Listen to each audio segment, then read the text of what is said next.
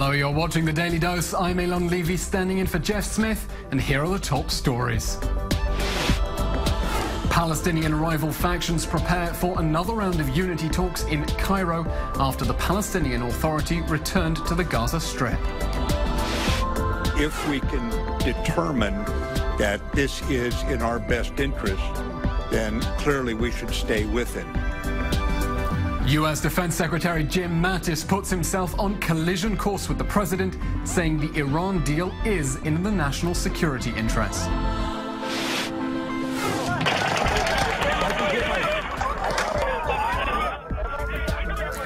We'll bring you footage from the police operation against the Las Vegas gunman as new details emerge of a grim conspiracy. Catalonia says it will declare independence from Spain as the king criticizes Catalan politicians for breaking the law.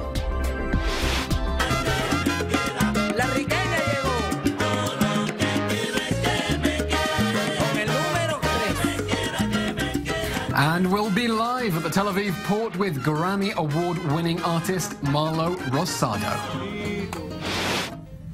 Hello and welcome to The Daily Dose. I'm Eylon Levy, standing in for Jeff Smith. Well, rival Palestinian factions Hamas and Fatah are preparing for another round of unity talks in Cairo on Tuesday, 1 week after the Palestinian Authority's first cabinet meeting in the Gaza Strip in 3 years. Egypt's President Sisi hailed possible Palestinian reconciliation as an opportunity for wider regional peace, as Israeli Prime Minister Benjamin Netanyahu said he expects any unity government to recognize Israel, to dismantle Hamas's military wing and sever ties with Iran.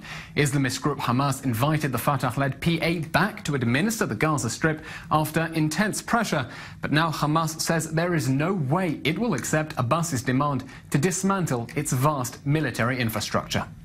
Our people have undergone the unfair blockade from Israel, and Palestine has been split for many years. During the weekly cabinet meeting, divergences and disputes among all parties ended to realize the unity of the country and all government sectors. We have reached a consensus. We have reached a settlement agreement and realized solidarity. This is a historic day which deserves to be witnessed by all Palestinian people. Hamas, Fatah, and all other unification supporting forces have a common theme. A national flag of Palestine is more important than the flags of any political parties. And joining us here in the studio are our senior Middle East correspondent Mohammed Al-Qasim and diplomatic correspondent Mike Wagenheim. Gentlemen, thank you for being here. Mohammed, first to you. We've already had one set of unity discussions on Tuesday. The factions are going back to Cairo for more discussions. What has been agreed so far and what remains on the agenda? Well, so far so good for the Palestinians. I think the Hamas movement did show all it needed to show to support its intention that it wants reconciliation with Fatah. It will come with the best of warmth and process the Palestinian government coming in from the West Bank into Gaza. It handed over all the ministries to the Palestinian government, and it did say that it was willing to do whatever it takes for this reconciliation to work. So just to clarify, the Palestinian Authority is in full control of the Gaza Strip? The Palestinian government. Now, the ministers have taken full control of their ministries. The Palestinian Authority is not in full control of the Gaza Strip yet, as we have not seen any security that belongs or under the control of the Palestinian Authority in Gaza. The checkpoints, which is, or the checkpoints are still a stumbling, problem between the two factions. Where we haven't heard that the Palestinian presidential guards will be taken over yet. We're still, hearing about what would happen with the weapons of the Hamas's military wing, the Al-Qassam brigades. Still many issues to be resolved. However, this is a good step forward for the Palestinians, but the major issues are yet to be discussed in details, and that's what's going to happen next week when both factions meet in Cairo to talk about them in detail. And Mohammed, this meeting next week in Cairo, is this going to be make or break for the question of Palestinian unity? If it collapses in Cairo, it's over, or there are still going to be efforts to resuscitate it? No, I think this is a long process. This isn't going to happen in 1, 2, or even 5 meetings. However, this is another meeting that will clarify many issues for the Palestinian people. It will bring about more understanding, and I think this will also, in this coming meeting, they will talk more about the internal security. We're talking about police. We're talking about maybe checkpoints. So we'll see more coming out of it. The issue of the arms of the Hamas military wing, the Al-Qassam brigades, may not be something that will be discussed in the next meeting or maybe even 2 meetings. This will be left for future meetings. They're trying to take care of the easier issues, the easier things that maybe can find easier answers to and can be implemented immediately on the ground. As we've seen, the government has moved, and all the ministers have come with the Prime Minister to Gaza. They've held their weekly meeting in Gaza yesterday. They've all visited their ministries yesterday, asserting the Palestinian Authority power in Gaza, and we will see more of that in the coming weeks. Okay, well, a thorny issue, and adding his voice to the fray was the leader of Israel's main Arab party, Eylon Levy. He actually called Hamas leader Ismail Haniyeh to congratulate him and to urge his Hamas faction to unite with Fatah and to overcome disagreements to end the Israeli occupation. Not remarks without controversy from a member of Israel's Democratic Parliament. Mike, you filed a report for us on this? Yeah, and it wasn't just one member. There have been a number of members of the Israeli government who were up in arms, not so much over the comment, but the fact that calls were placed to Hamas and Fatah, Hamas being a designated terrorist organization. It could have some repercussions. Take a look at some of those reactions. A terrorist in a suit. That pretty much sums up the coalition government's feelings toward Joint Arab List Chairman Eylon Levy. This comes after Levy phoned Hamas and Fatah leaders on Tuesday to congratulate them on their Palestinian reconciliation efforts. Firebrand Likud parliament member Oren Hazan slapped Levy with the terrorist label and said he would file a complaint against Levy for illegal contact with Hamas, a terrorist organization. Hazan said both coalition and opposition members were tired of seeing the joint list work directly against Israel's well-being from inside the Knesset, Israel's parliament, and that Hazan would undertake an effort to have Levy removed from office. Deputy Minister for Public Diplomacy Michael Oren's comments weren't much softer. He called for a police investigation into the call, claiming it likely violated Israeli law. There's been a long-running conflict between the government's right-wing factions and the Arab parties, who are often accused of putting Palestinian Arab interests ahead of those of Israel, and in some instances, directly or indirectly, calling for an end to the Jewish state. Joint List member Basil Gattas was sentenced this summer to 2 years in prison for smuggling cell phones to Palestinian Arab security prisoners. Fellow Joint Lister Hanin Zoabi has been labeled a traitor for her seeming justification for Palestinian Arab terrorist activities and other violence. Israeli Defense Minister Avigdor Lieberman piled on, saying the Joint List has become a fifth column and acts as a senior representative of terrorist organizations in the government. He said Israeli Arabs are largely loyal to the state, and they should pick new political leaders who represent that stance. For his part, Levy tweeted that those opposed to reconciliation oppose peace. The Joint List has long claimed that the Israeli government has lost interest in a two-state solution, and it is up to them to fight for an end to what they call Israel's occupation of the West Bank. Mike, I want to ask you, Israel's Deputy Minister for Diplomacy, Michael Oren, said that there was possibly something illegal going on with a phone call that was placed to Haniyeh, suggesting possibly that Levy might be expelled or suspended from the Israeli parliament. What steps might be taken against him? Was a crime indeed committed? Israel's Jews, Arabs, Christians, Muslims, whatever, can't call terrorist organizations and have a conversation. So there's a possibility under Israeli law that there could be criminal charges filed. Beyond that, the parliament itself, the Knesset, might take it upon themselves to suspend Eylon Levy for conduct unbecoming of a member of Knesset. It wouldn't be the first time that an Arab member has been suspended for conduct such as that. And do you think it's likely, therefore, that politicians are going to take that step of pushing out Eylon Levy from Israel's parliament? No, I think there's a few weeks until the Knesset goes back in session, so cooler heads might prevail. Until then, there could be other developments that take up more of the parliament members' time and attention. I think this issue might fall off the table. This wasn't a humongous deal. This wasn't he wasn't coordinating a terrorist strategy with Hamas. It was simply a call for reconciliation. I don't think it's going to go that far. Okay, we're going to a very short break. When we come back, U.S. Secretary of Defense Jim Mattis breaks ranks with Trump on the Iran deal. We'll take a look at why next.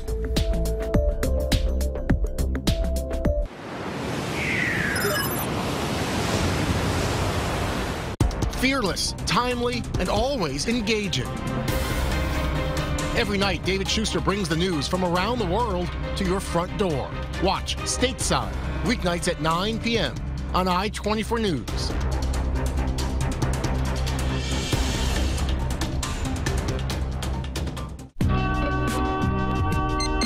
I-24 News.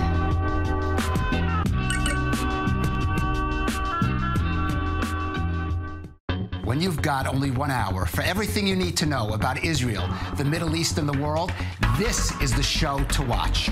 We'll give you the breaking news on the people, the places, and the events that matter, quick and to the point. The Rundown, every Monday through Friday at 1 p.m.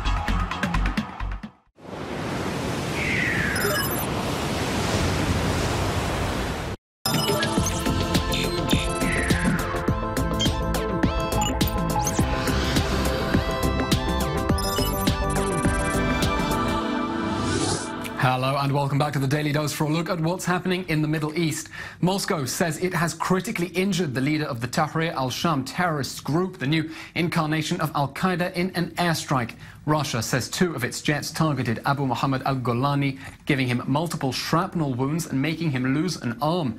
It adds that special operation also killed 12 field commanders and 50 bodyguards. At the same time, Russia is denying Islamic State's claim to be holding 2 Russian soldiers hostage.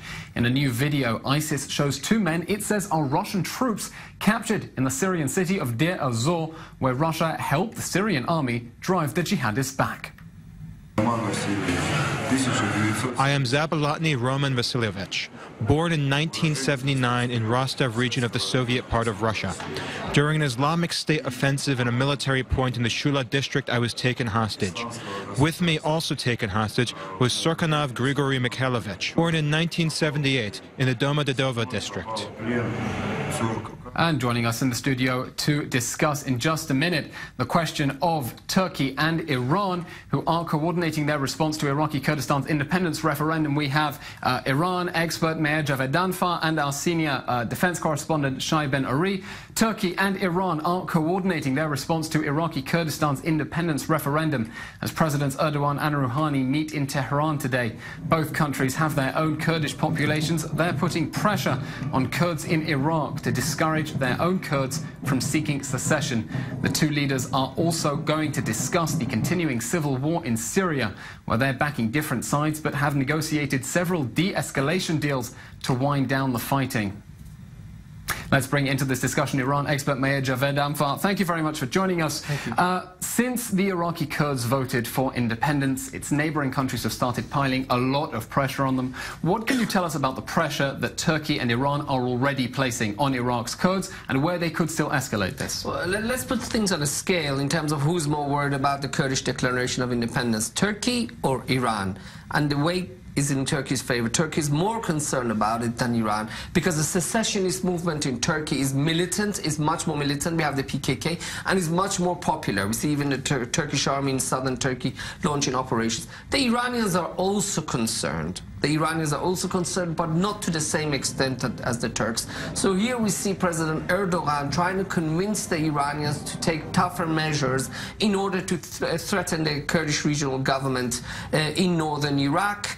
Already Mr. Erdogan is talking about economic sanctions, but the Iranians, they're not going as far as that, and they're not flexing their military muscles as much as the Turks are. So Erdogan is seems to me, going there to try to see if he can get the Iranians to be more muscular in their threats against the Interesting. Kurds. So I want to just pick you up on this because Iraq's Kurds are surrounded on several sides. Syria, where the Kurds there have declared a sort of autonomous region. In the north, in Turkey, which is very worried about a Kurdish insurgency. Iraq, obviously worried about the Kurds breaking away. But then there's Tehran, Iran, and we don't hear much about the Iranian Kurds. To what extent is that a threat to Iran's territorial unity? Look, the Iranian Kurds had an independent, something like during the 1940s, they had an independent Mahabad republic there, but it only lasted 2 weeks and it was supported by the Soviet Union. Iranian Kurds in general, look, we can't say all Kurds are the same, just as we can't say all Arabs are the same. Iranian Kurds want federalization. Overwhelming majority of them want federalization. They don't want independence. They want to be a federal state within Iran. And the military threat that they pose to the Iranian regime cannot be compared to the military threat that the PKK poses to the Turkish government and the Syrian Kurds as well. So there is a concern in Iran that perhaps there were celebrations after the independence vote in northern Iraq, in Iran's Kurdistan, that perhaps more people will want to be will be motivated to want independence, but there's no concrete sign showing that that's actually the case. Okay, well, let's come back to you in just a second. Meanwhile, the United States does have a national security interest to stay in the Iran nuclear deal. That's according to U.S. Defense Secretary James Mattis, taking a long pause before answering a Senate committee. The 2015 nuclear deal temporarily restricts Iran's nuclear program in exchange for lifting sanctions. Iran threatened to walk out of the deal if the U.S. abandons it first, after President Trump described it as an embarrassment to the United States. But Mattis said that if Iran is keeping to the deal, the president should consider staying with it too, telling the Senate that Iran is technically abiding by the terms of the nuclear deal. Point I would make is if we can confirm that Iran is living by the agreement, if we can determine that this is in our best interest, then clearly we should stay with it. I believe at this point in time, absent indications to the contrary, it is something the president should consider staying with. For more, let's turn to our senior defense correspondent, Shai Ben-Ari. Shai, it was only a week ago President Trump seemingly humiliated his Secretary of State for seeking diplomacy with North Korea, telling him, save your energy, Rex. James Mattis now seems to have set himself on another collision course with the president, who says the Iran deal is the worst deal ever, suggesting he should walk out on it. What fault lines are we sensing within the administration, and who's actually in charge of policy in the White House? There seem to be some fault lines, and Mattis also addressed that certain tension within the administration over the North Korean policy there. But when asked more pointedly, we saw some of the more rambling comments from the Secretary on the issue of the Iran deal. But when asked more pointedly by Senator Angus King of Maine, a yes or no question, whether it was in the national security interest of the U.S. to remain with the agreement. As you said, Secretary Mattis paused for a while, and then you seem to sense the weight of his on his shoulders. What is the president going to tweet about me next? Right, and he answered, yes, I do. Also, General Joseph Dunford, the top U.S. military official, testifying alongside Secretary Mattis, said that Iran is not in material breach of the agreement. That is his assessment. And in fact, it has delayed the development of a nuclear capability by Iran. This is the same agreement, as you mentioned, that the president called one of the worst and one-sided transactions the United States has ever entered into, an embarrassment to the United States, adding, I don't think you've heard the last of it. We'll see about that. October 15th is a sort of deadline, one deadline, by which the president has to decide whether to actually certify whether Iran is officially in compliance with the deal in a report to Congress. And when we see that decision, we'll know, I think, exactly how deep these cracks do run within the administration, or if it's more of a posturing sort of situation where the president is maybe playing the bad cop and a good cop, bad cop. Good cop, bad cop. Mayor, Iranian Foreign Minister Zarif suggested that there is a vocal minority within Iran that's talking about walking out of the nuclear deal. How strong are the voices within Iran saying that Tehran should actually pull the plug first or abandon the ship if the United States decides to ditch the deal? Well, let's start from the end. The Supreme Leader is not saying it, so that's one of the most important things. Yes, there are people, there is a vocal minority, but I think majority of Iranians want to keep the deal because, number one, the way President Trump is going, by keeping the deal, Iran's going to walk away with better grades than it's going to walk away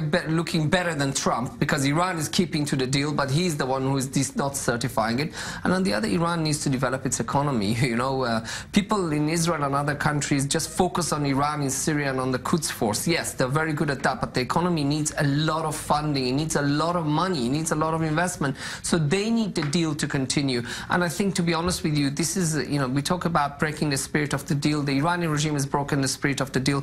But if President Trump doesn't certify the deal, he'll be breaking it in a major way. And we should clarify, the administration has already certified once that Iran is indeed complying with the deal. It's not quite clear what the president is referring to when he says it's violating the spirit of the deal. Iran says there is no such thing as a spirit of the deal. There's the text, the treaty. Iran expert Mayor Javed Anfar, Shaiben Ari, senior defense correspondent, thank you very much. We're taking a short break. Still to come, the first footage from the Vegas police body cameras during the massacre in Las Vegas.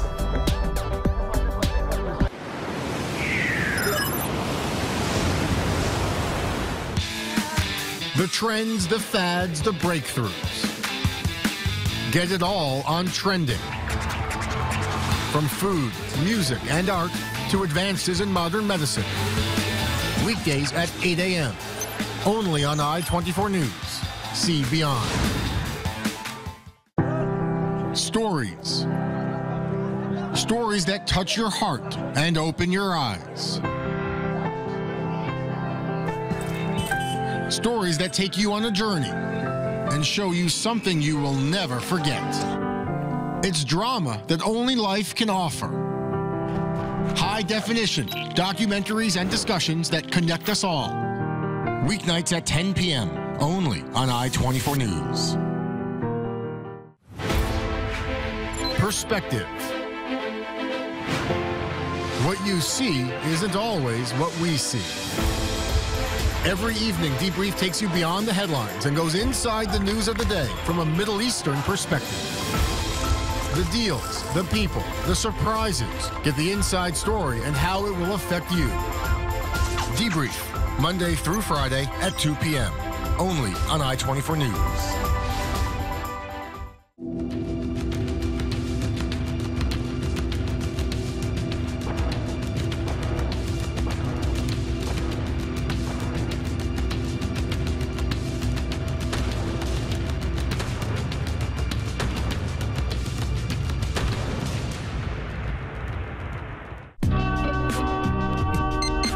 I-24 News.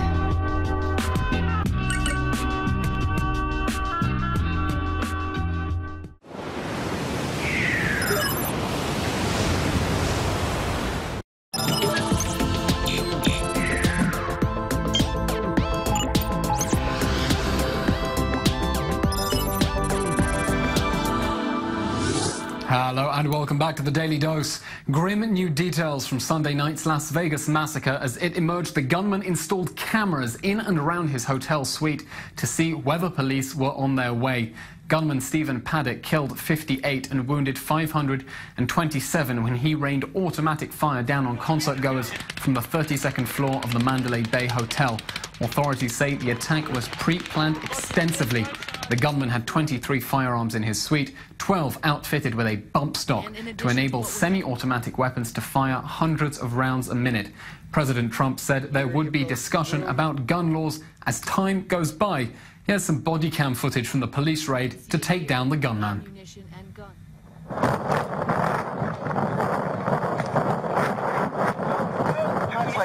way. Go. That way.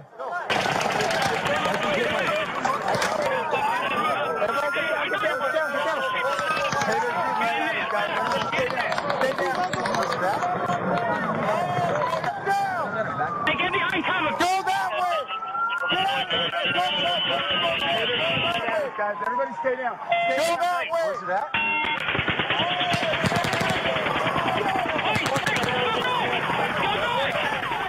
Despite those new details, major questions remain about how and why a retired accountant perpetrated the worst gun massacre in modern American history. A key focus of the investigation, how did he assemble such a fearsome arsenal? I-24 News senior national correspondent Michael Shaw went to a Nevada shooting range to find out more.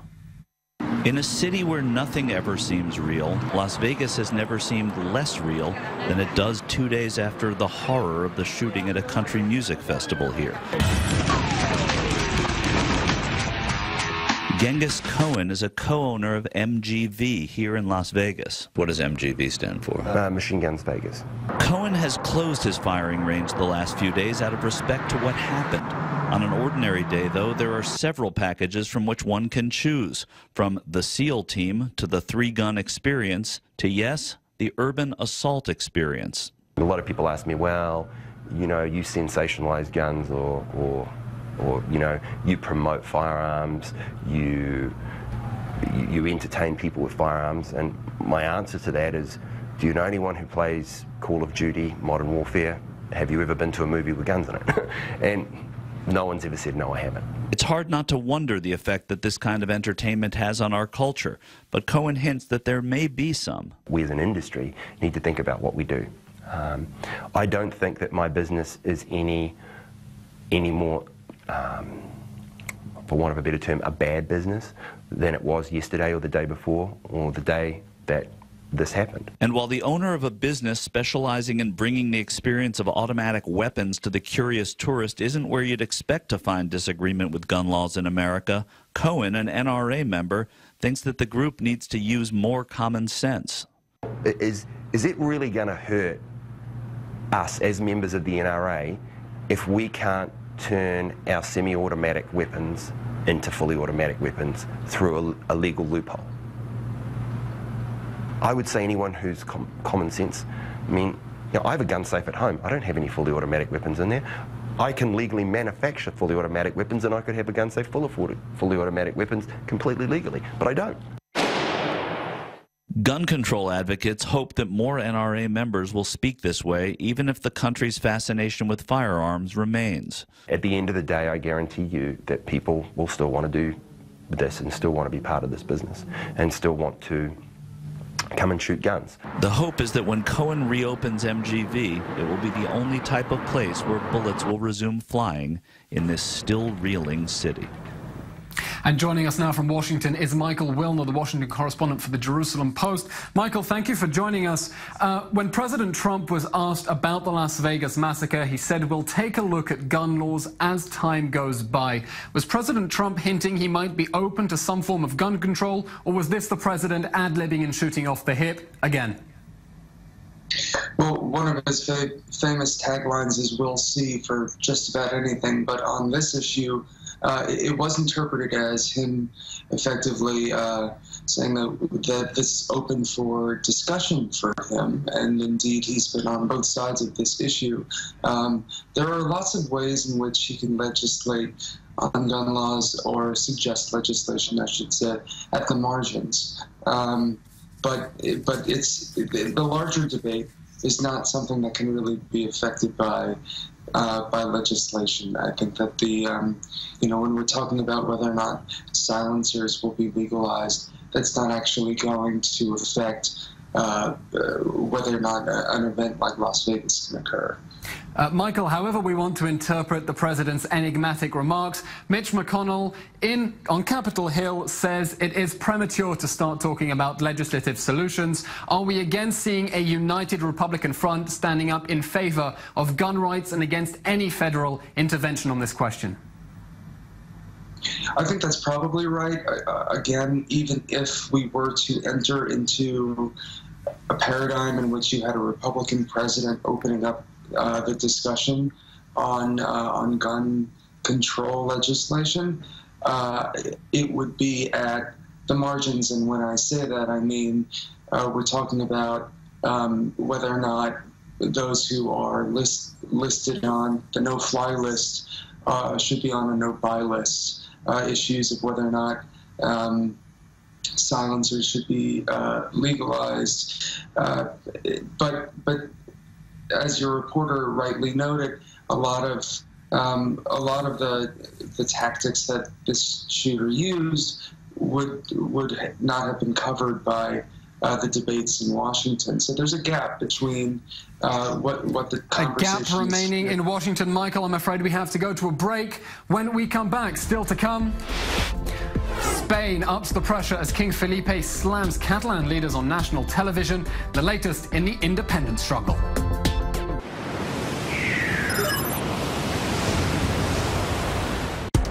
Unflinching, opinionated. Weeknights, David Schuster and Michelle McCory bring you analysis, interviews, and opinions that connect us to the Middle East and the world.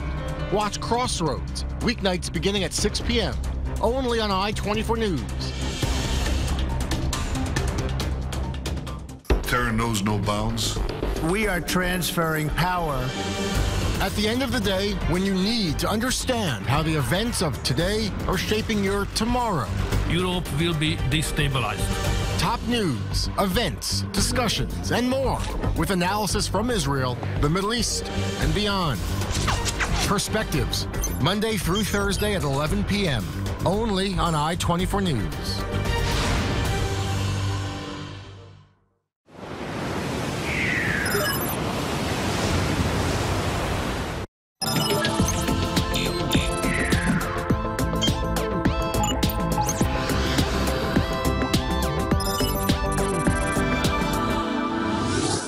Hello and welcome back to the Daily Dose. Catalonia will declare independence from Spain by the beginning of next week. So announced the region's president Carlos Puigdemont, warning Madrid that if it tries to suspend Catalonia's autonomy, that would be an error which changes everything.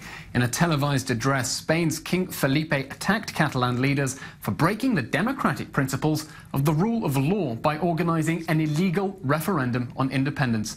This after Barcelona was brought to a standstill by a general strike and a day of major protests against police attempts to shut down the referendum by force, with 700,000 people taking to the streets. I know very well that in Catalonia there is also much concern and great anxiety over the conduct of the autonomous authorities. To those who feel that way, I tell them they are not alone, nor will they be, and that they have all the support and solidarity of the rest of the Spaniards, and the absolute guarantee of our rule of law in the defense of their freedom and their rights. Here to discuss more, we have our international affairs correspondent Bianca Zanini. But first, let's go over to Barcelona, where we're joined by Natalia Martos, a journalist for National Spanish Media TV. Natalia, thank you for joining us again. Yesterday, we spoke to you as the streets of Barcelona were thronging with people protesting against Madrid. What's the situation today? Has life returned to normal? It has in Barcelona city. All shops, all clinics, all schools have been back to normal, have opened in their normal hours. But of course, there have been some problems in 3 towns in Girona. They found all the cars that have been parked outside in the streets with their car tires punctured. Of course, let's remember that Girona has a strong will of independence. These towns are quite for the independence, so we probably know who has done this. Could you clarify? We're talking about officials, anti-independence vigilantes? That's what I think. That's what I personally think, because it's been like around 200 cars which have appeared like this in these towns, as I say, that they do have a strong will for independence, as they've shown. So that's what I think. Okay, well, look, yesterday the trade unions called the general strike, firstly to vent anger against Madrid over the conduct of police during the referendum, but also there's a political demand. Now we hear the president of Catalonia saying they're going to declare independence by the beginning of next week. Is talk on the street that there is a popular demand to unilaterally declare independence, or is there still a willingness to negotiate with Madrid? There's both things, actually, because there's still the strong independents who, of course, want their independence. But, of course, I think that all of these problems, all of this police's aggression to all of us has also brought us together, because yesterday in all these demonstrations we could see people with their national flags along with the independence flags as walking together. Now it's not just a question of independence, yes, independence, no. It's just to condemn all the violence used by the police. So, of course, I think that there's obviously these 2 fronts open. And you mentioned the violence by the police. The president of the Catalonia region has told Rajoy, take your police out of our region, send them back to Madrid. Are those forces still there as a lingering omen over Catalonia? Yes, there are, and there's now a problem because these police had to stay in 2 ships which are stationed in the port of Barcelona, but 200 police did stay in a hotel in Girona these hotels didn't know that these were police. And of course, the mayor and all the neighbors have been asking this hotel to kick them out. And we know that there's more hotels which have had a police with them, but of course they didn't know that these were Spanish police. So now there's a problem of how can we kick them out, because we don't want them here. Gosh, civilians and the Catalan government taking action against national police. Natalia Matos in Barcelona, thank you very much. Let's bring you in, Bianca, to this conversation. Catalan President Carles Puigdemont says he's going to declare independence by the beginning of next week, but he's a politician. That doesn't mean we have to accept everything he says. What are the considerations on his mind now where he considers whether to pull what's really the nuclear option of declaring independence unilaterally? Right. Well, what we're seeing here is slowly escalation so far, right? And the crisis is really intensifying, but it's important to keep in mind that there are still a lot of potentially gray areas, still a lot of flowery fields where the two parties can climb down from their trees, get together and actually get some fruitful compromise out of this. But it could just continue to escalate. It could lead the parties into uncharted territory. The first question is, will Catalonia, in fact, declare independence? They're saying they will. Some are saying they have a legitimate cause, they've got their own history, their own language, they've got money, they have a per capita GDP equivalent to that of the state of Israel. On the other hand, the question is that enough? Without international support, without recognition, what does independence really mean? They would be taking a big risk. So the deciding factor here is the international support. International support remains to be seen whether the European Commission will heed Catalonia's calls for mediation. Bianca Zanini, thank you very much. We want to bring you some breaking news just now. The Nobel Prize in Chemistry has been awarded to Jacques Dubochet of Switzerland, Joachim Frank from the US, and Richard Henderson from the United Kingdom for developing, let me get this right, cryo-electron microscopy. You can tell I'm not a chemist. For the high-resolution structure determination of biomolecules in solution. To put that in layman's language, that's creating 3D images of biological molecules. Those are the building blocks of life in the human body. Cryo-electron microscopy makes it possible to portray biomolecules after freezing them very quickly so that their natural shape is preserved. The Royal Swedish Academy of Sciences has decided to award the 2017 Nobel Prize in Chemistry jointly to Jacques Dubochet, Joachim Frank, and Richard Henderson. And the Academy citation runs, for developing cryo-electron microscopy for the high-resolution structure determination of biomolecules in solution. And now we're honoured to be joined on the phone by the winner of the 2009 Nobel Prize for Chemistry, Professor Ade Yonath. Professor Yonath, thank you very much for joining us.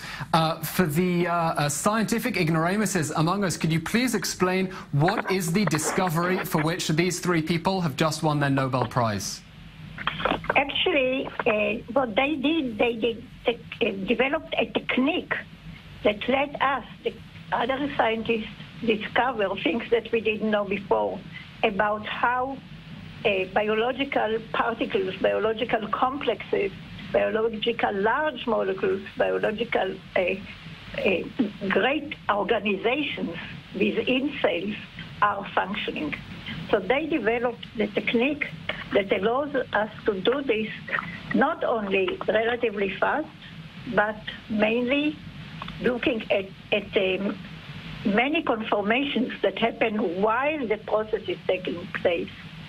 So if I can compare it to my own experience, it took us over 20 years to determine the structure of the first ribosome.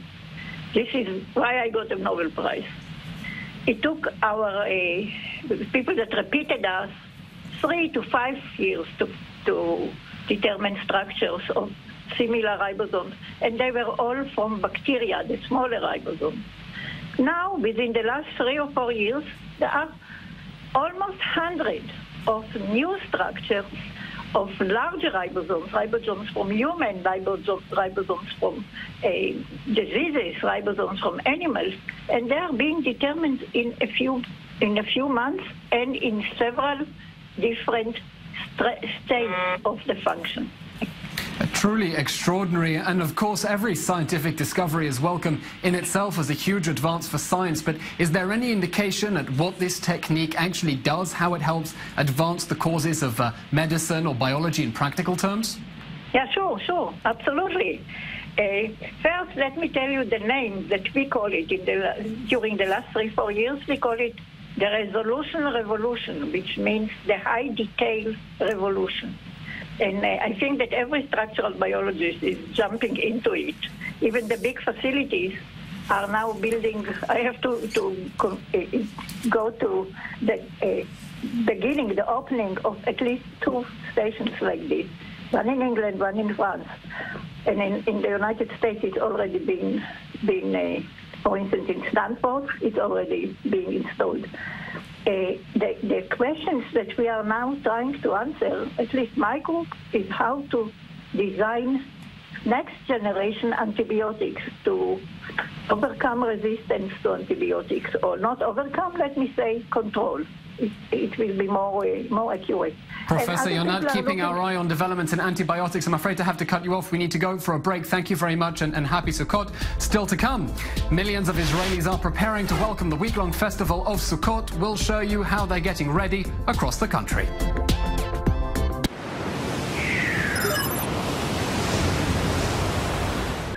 Every stone, every street, every scar tells the story of Israel. A place that speaks to the souls of Jews, Christians, and Muslims alike.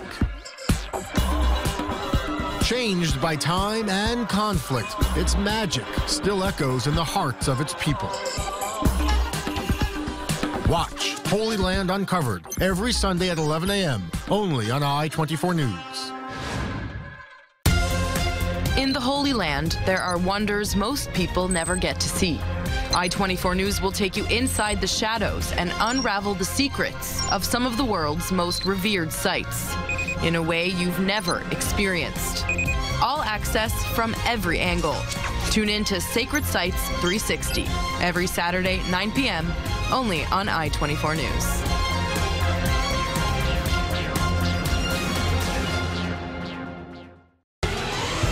I-24 News' daily and breaking news show, The Rundown, where all your need-to-know stories, insight, and happenings from the Middle East and around the world come to you in the next hour. And watch as we see beyond and bring the world closer to you.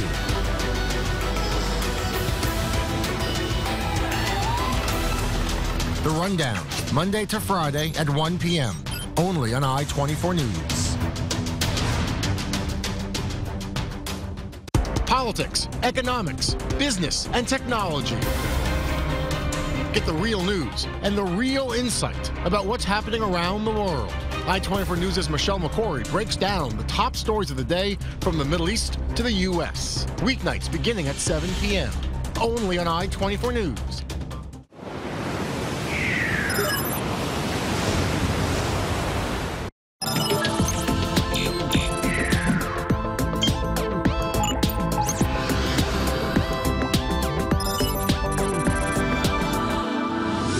Hello and welcome back to the Daily Dose. In this section, we'll be taking a look, an inside look, at Israel. Israeli women have long fought a male-dominated world, reaching positions of Prime Minister, Supreme Court Justice, and even Wonder Woman. Now they've broken another glass ceiling in a first. 2 divisions of Israel's legendary intelligence agency, the Mossad, are being led by women. I-24 News defense correspondent Chloe Liu has the story. Security and espionage are male-dominated fields. But the Mossad, Israel's intelligence agency, is narrowing its gender gap. For the first time, 2 Mossad divisions are headed by women. The secretive agency won't reveal their identities, but a female employee known as S was appointed head of her division a few weeks ago, while a second woman known as Y was appointed division head several months ago. It isn't the first time a woman has filled the position of division head, but it is the first time that 2 women have simultaneously headed divisions, and many in Israel are welcoming the news. Well, I was glad to hear that 2 women are taking more important position in the Mossad. Frankly, it should be the obvious, but it's not the obvious, not yet. Division head is one of the highest ranks reached by a woman in the spy agency, which has never had a female at its helm. The highest-ranking female Mossad agent is Eliza Magen, who served as deputy director of the agency in the 1990s. When I joined the Mossad, I felt that there is no difference between me and other men. We were together in an operational course, so we got the same training, and the same role was planned to all of us in the future. But frankly, my dream was not to be the head of the Mossad. Today, I truly hope that one day we'll see a woman as the head of the Mossad. The Mossad staff is reportedly around 40% women. In January, the agency put out its first ever campaign specifically targeting female recruits. And it's not the only Israeli institution implementing gender mainstreaming. Not only the Mossad, you can see it in the army, in the Mossad, in the Shabak. I think that there is more understanding now that women can take part in Israel's security without any discrimination. And this is something, a change and a trend that I believe is a very good one. There's still a wide gender gap in the security and spy sector, but the women in the Mossad are overcoming obstacles and breaking glass ceilings. Chloe Liu, I-24 News. First, we have the Jewish New Year, then the Day of Atonement, and at sunset, Jews around the world will celebrate the third festival in just 2 weeks, Sukkot. So what is the week-long Feast of Tabernacles all about? Here's a brief introduction to an ancient festival.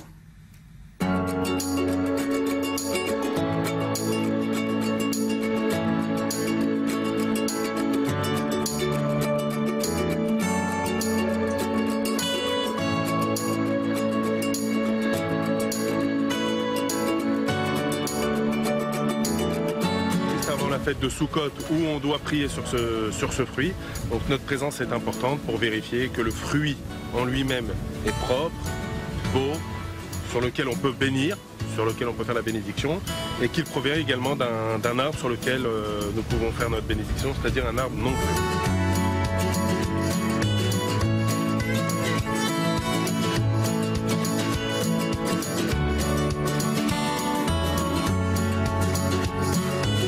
המינים, אני בדרך. עכשיו אנחנו מסיימים לבנות את הסוכה, קונים 4 המינים בשמחה גדולה.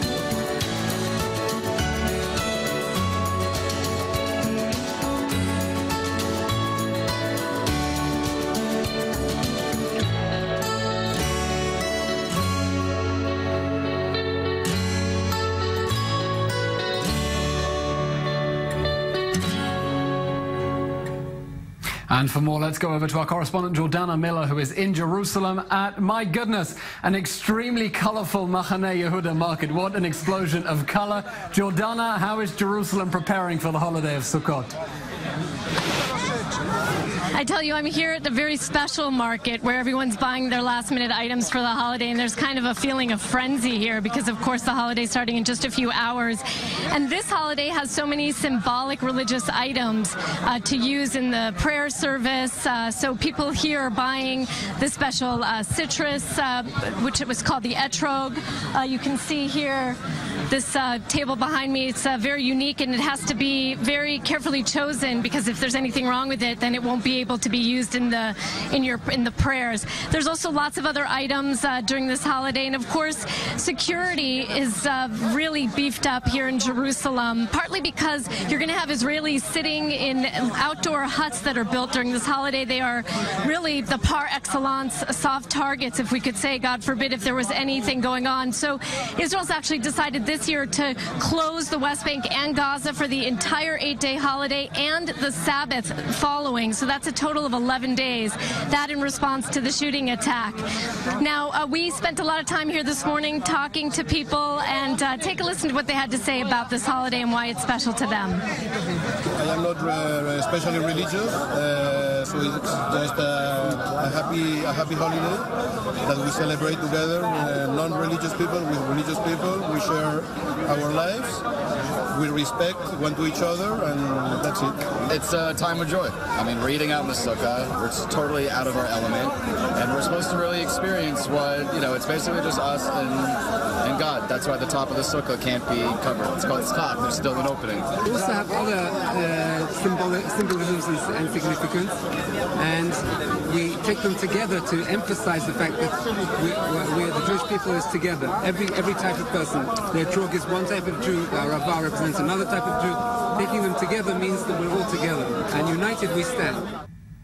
Jordana, I've been watching with fascination as the people behind you seem to be inspecting very closely what looks like a giant lemon. It's the etrog fruit. Can you explain to us what exactly they're looking at so meticulously?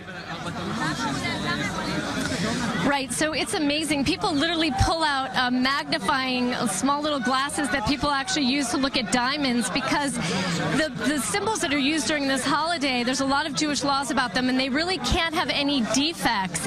And in that citrus fruit, it has to have a certain end, and it has to have a certain texture, and if anything's wrong with it, it just won't be able to be used. So you see people here, religious, non-religious, really inspecting all of the parts that are used. There's a palm tree, there's myrtle, so it's all in hope of really being able to celebrate this holiday without any issues with the actual items. It's fascinating. The devil's in the details, and sometimes so is God. Jordana Miller, thank you very much, and Chag Sameach. The devil is... Still to come up next, your daily dose of cultural news from around the world. We'll be back after a very short break. Don't go away.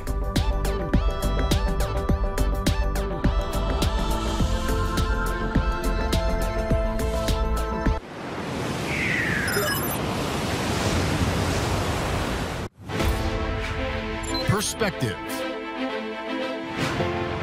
What you see isn't always what we see. Every evening, Debrief takes you beyond the headlines and goes inside the news of the day from a Middle Eastern perspective.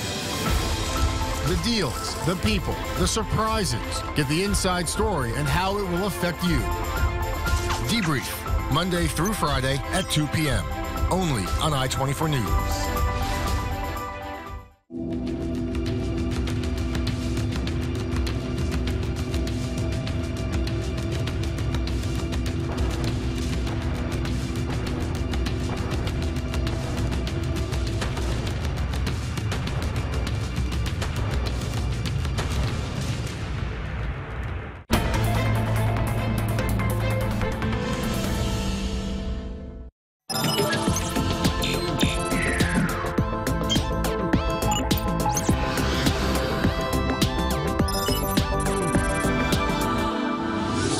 And welcome back to the Daily Dose. In this section, we'll take a look at your daily dose of cultural news. It's one of Syria's most recognizable ancient artifacts, a 3-meter-tall statue of a lion that once stood at the gates of the desert oasis town of Palmyra. Destroyed by Islamic State jihadists a few years ago, it's now being restored to its former glory. Our culture correspondent Maya Margit has more.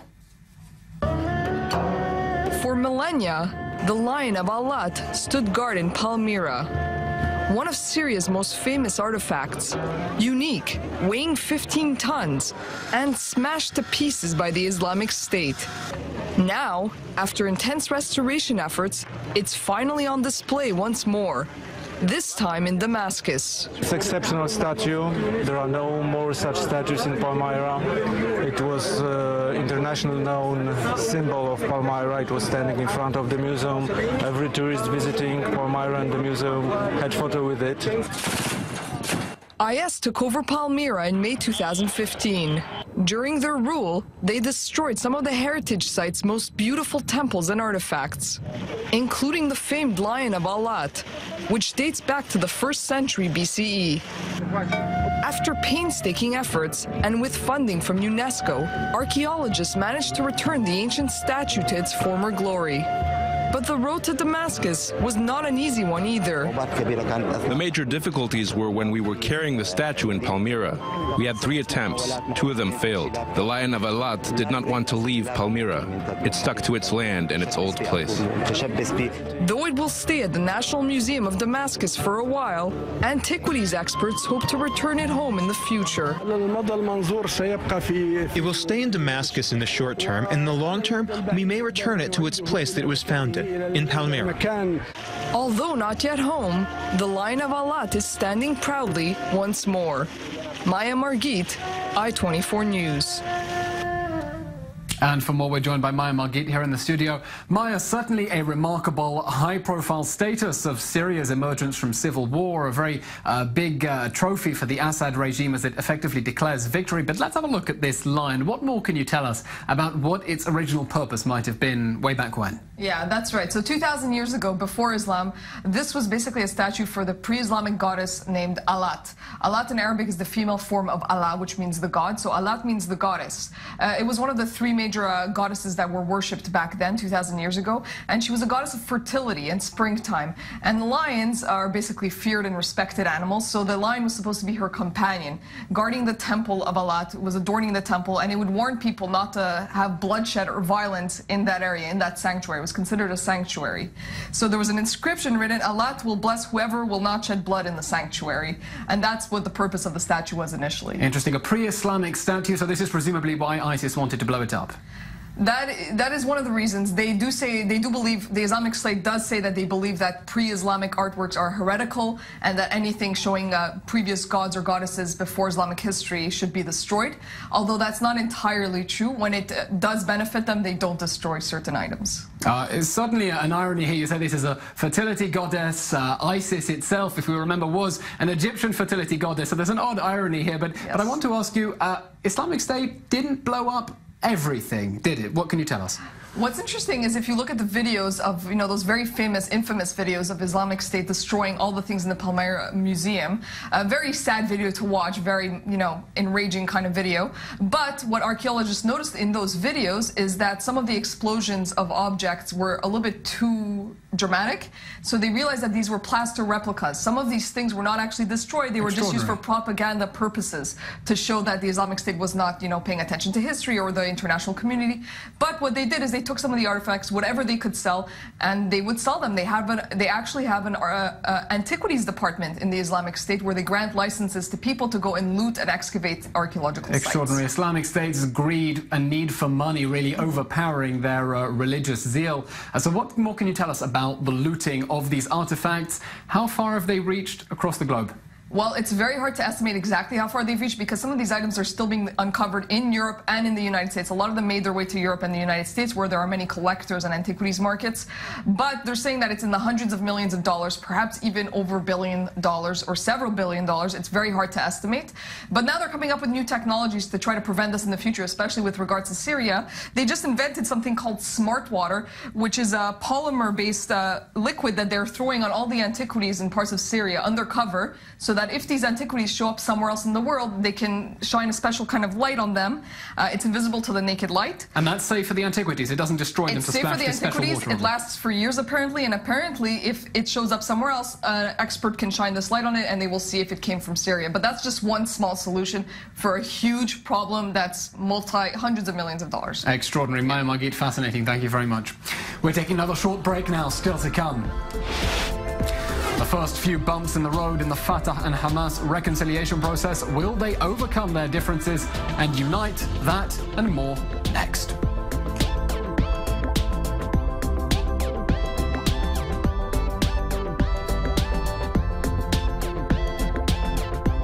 Fearless, timely, and always engaging. Every night, David Schuster brings the news from around the world to your front door. Watch Stateside, weeknights at 9 p.m. on I-24 News.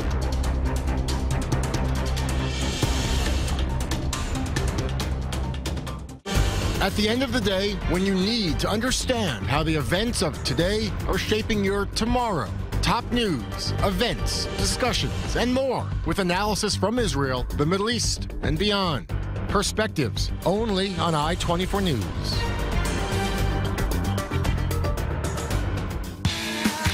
The trends, the fads, the breakthroughs.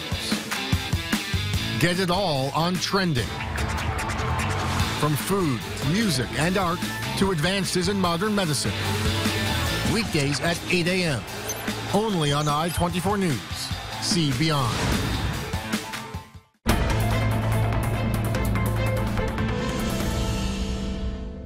Politics, economics, business, and technology. Get the real news and the real insight about what's happening around the world. I-24 News' Michelle McCory breaks down the top stories of the day from the Middle East to the U.S. Weeknights beginning at 7 p.m. Only on I-24 News.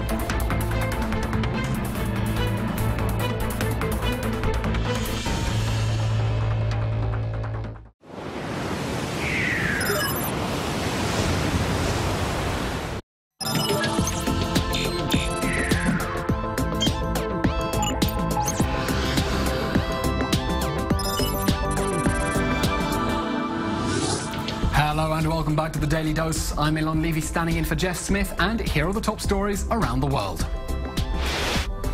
Palestinian rival factions prepare for another round of unity talks in Cairo after the Palestinian Authority returned to the Gaza Strip. If we can determine that this is in our best interest, then clearly we should stay with it. U.S. Defense Secretary Jim Mattis puts himself on collision course with the president, saying the Iran deal is in the national security interest.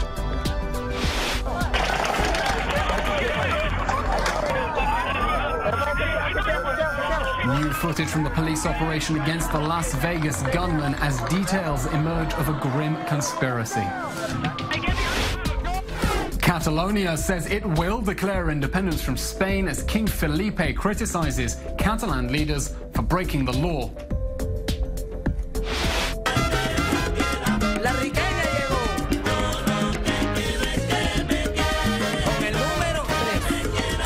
And we'll be live at the Tel Aviv port with the Grammy Award-winning artist Marlo Rosado. Hello and welcome back to the Daily Dose. I'm Eylon Levy. Let's start off in the Middle East. Rival Palestinian factions Hamas and Fatah are preparing for another round of unity talks in Cairo on Tuesday, 1 week after the Palestinian Authority's first cabinet meeting in the Gaza Strip in 3 years.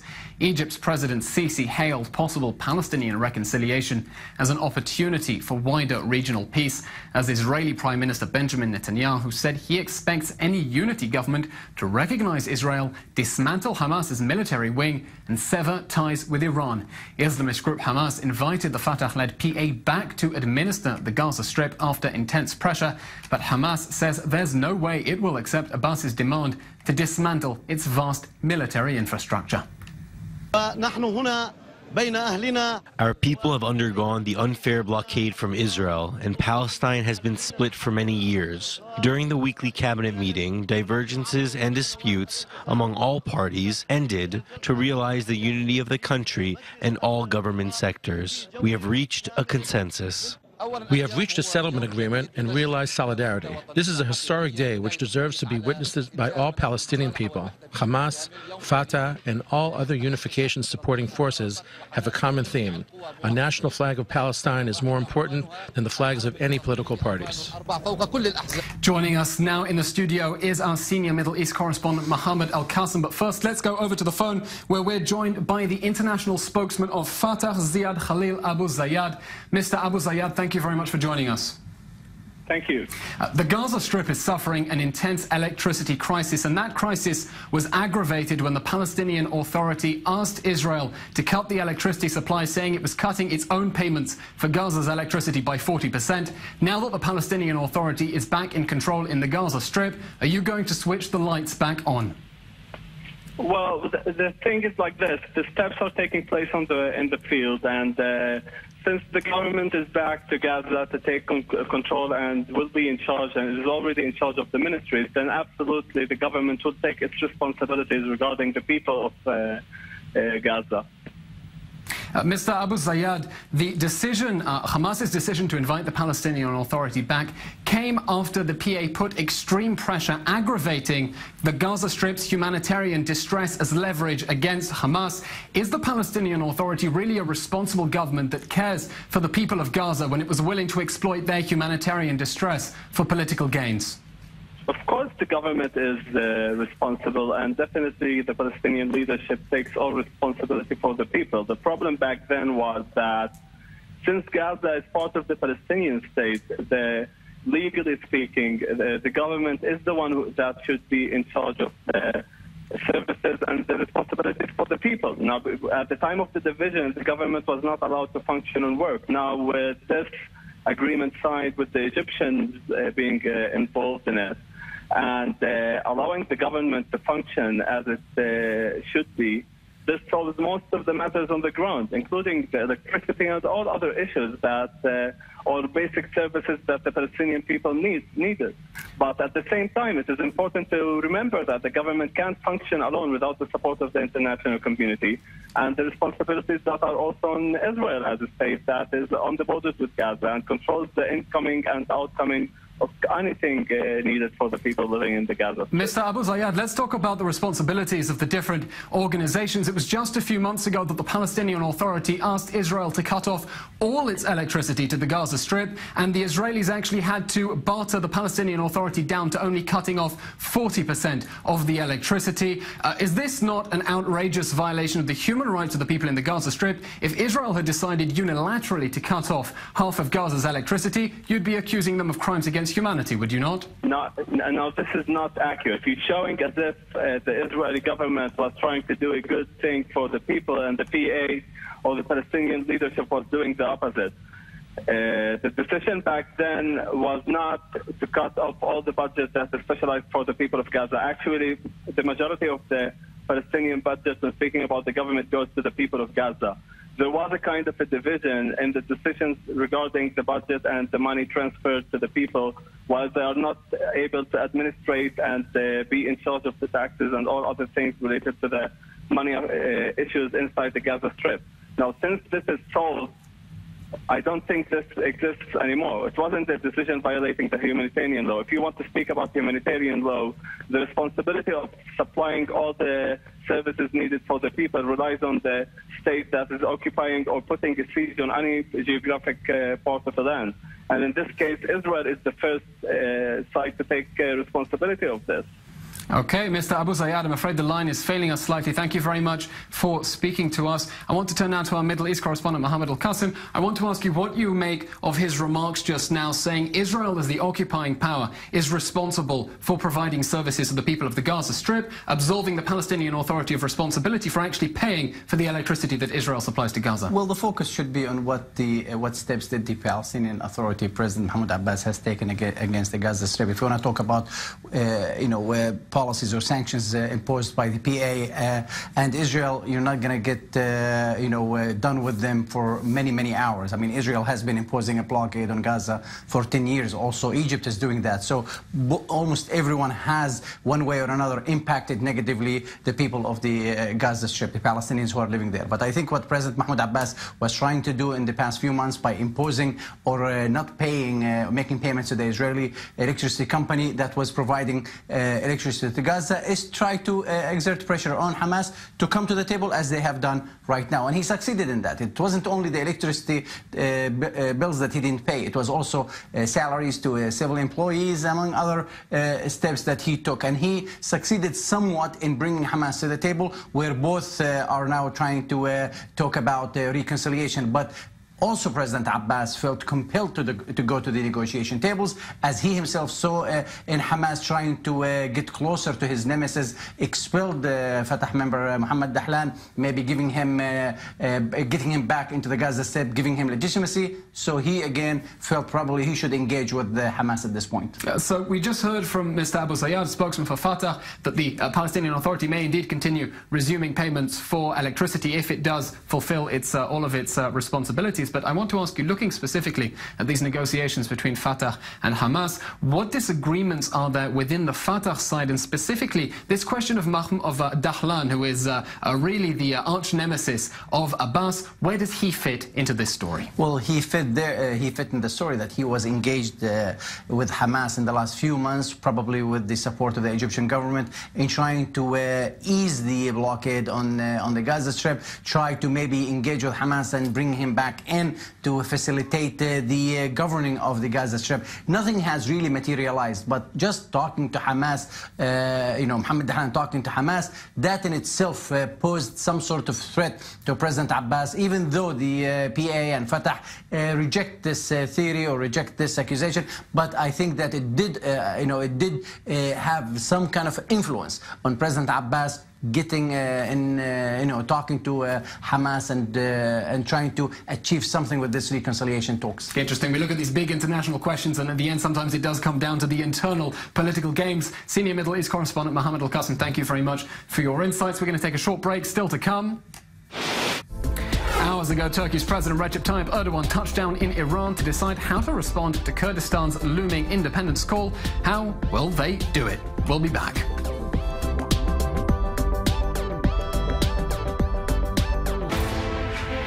Perspective. What you see isn't always what we see.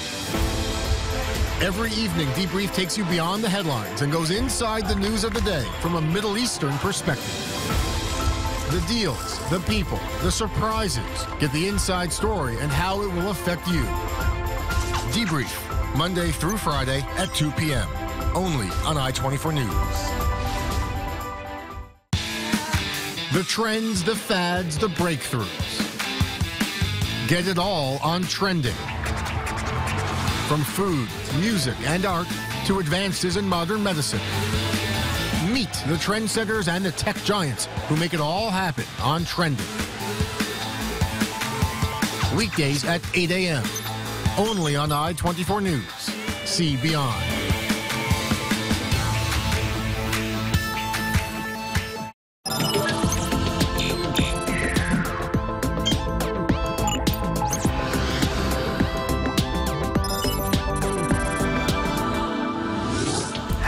Welcome back to the Daily Dose.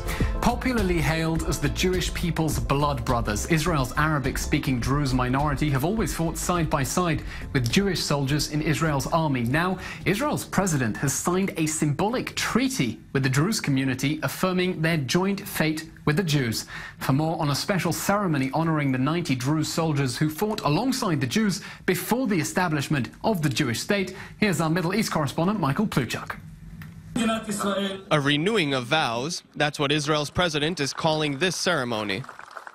I pledge once again, the grandchildren of those founding fathers of our covenant will build their homes here.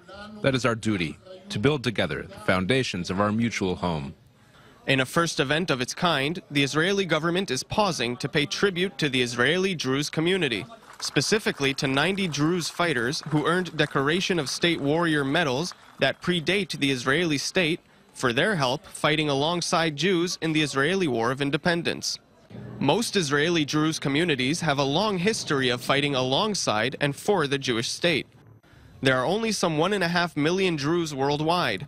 They are an Arabic-speaking ethno-religious minority spread throughout the Levant.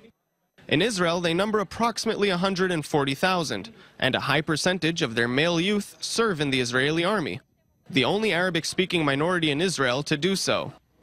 That conscription has largely paved the way for Druze integration within Israel. But their commitment to fight side by side with Jewish citizens hasn't always spelled out equality for Israeli Druze.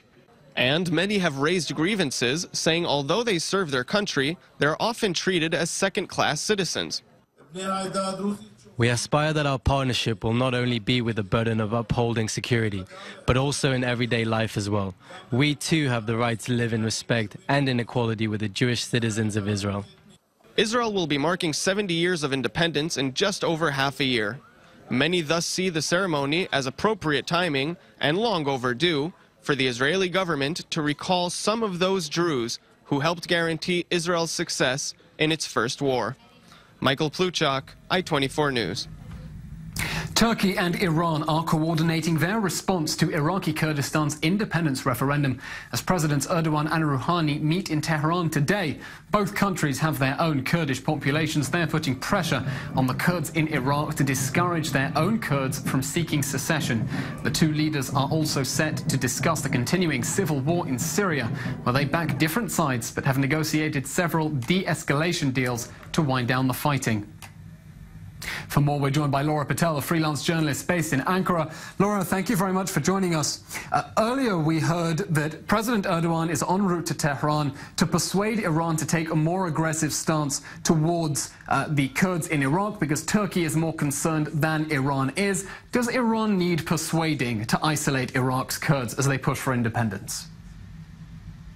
Well, it's Turkey and Iran have had a sort of uneasy relationship for a long time. They're both big non-Arab powers in the region that have always eyed each other with kind of a mixture of caution and perhaps potential cooperation. And this issue of the Kurdistan Regional Government's referendum is one thing that's bringing them closer together.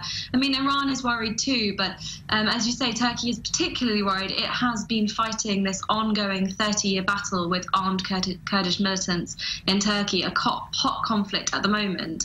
And the referendum in northern Iraq has really alarmed Turkey. So they'll be looking for ways to cooperate. There's talk of economic sanctions. Turkey will have to balance those with its own interests. It enjoys energy ties with Iraq. It won't want to push the Kurdistan Regional Government closer towards allying with Kurds in northern Syria, but certainly in Iran today they'll be talking about ways to cooperate to put the pressure on more.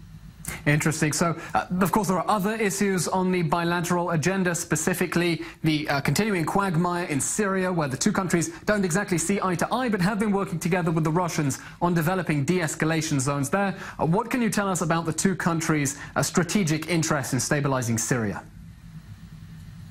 Well, as you say, the two countries are pretty much directly opposed. In Syria, Iran has been one of the most important backers from the outset of President Bashar al-Assad, whereas Turkey has been one of the biggest sponsors of rebel groups fighting him, trying to bring him down.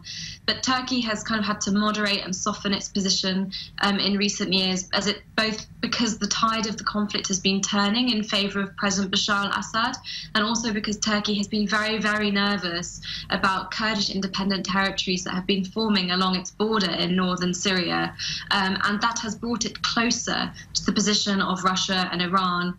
The big kind of issue on the table.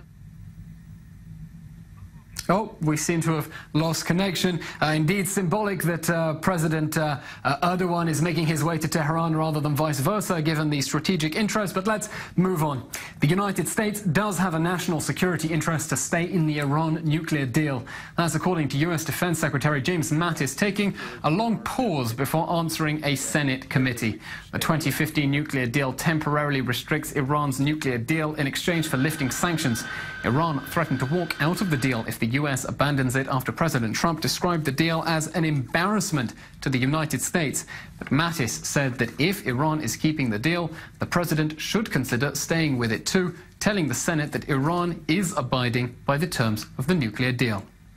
The point I would make is if we can confirm that Iran is living by the agreement, if we can determine that this is in our best interest, then clearly we should stay with it. I believe at this point in time, absent indications to the contrary, it is something the president should consider staying with. And here in the studio is our senior defense correspondent, Shai Ben-Ari. Shai, thanks for joining us. Mattis took a long pause before giving an answer. Yes, Senator, I do. I imagine he was thinking, what is the president going to tweet about me if I digress from his policy? Because the president has called the deal an embarrassment to the United States. Can you break down for us the arguments between sticking with the Iran nuclear deal, flawed as it may be from Washington's perspective, and walking away from it? Right. Actually, walking away from it would be a very complicated sort of process, and nobody really knows what would be the proper way forward, especially when you consider, of course, it's not just a one-on-one sort of deal. This is a multinational deal that was signed between different representatives of the international community in Iran. So it's not just as if the U.S. is the only player here. It would be very complicated, and I think it's uncharted waters in terms of actually walking away from the deal. And I think the most interesting aspect coming out of this testimony from Secretary Mattis, as well as General Dunford, the chairman of the Joint Chiefs, who was testifying alongside the Secretary before the Armed Services Committee of the Senate there, they touched on a number of different subjects, including Afghanistan, North Korea. When it comes to Iran, though, it's the latest in a range of examples where you see a divergence from the line being led by the president and different cabinet officials. You talk about the tensions with the Secretary of State, Rex Tillerson, over North Korea. You have the Secretary of Health depart, of course, recently. Now, diversions here over Iran policy, with both of these senior officials really going on the record, testifying before Congress that they feel that Iran is officially compliant. The general saying that there has been no real breach of the agreement by Iran, going on the record in this respect. The president saying something totally opposite just a few days ago, calling the deal an embarrassment before the UN. This is all before the October 15th deadline, where Trump has to decide whether he tells Congress that Iran is indeed officially compliant or not. If he decides to go against the testimony, the official testimony of these two top officials, I think that'll be a major discord in the history of this administration. Leaving us on a cliffhanger till that deadline, given the divisions within the administration. Shai Ben-Ari, senior defense correspondent, thank you very much. We're going for a short break, but still to come. We'll watch the first body cam footage of first responders at the horrific scene in Vegas on Sunday night. We'll bring you updates on this developing story.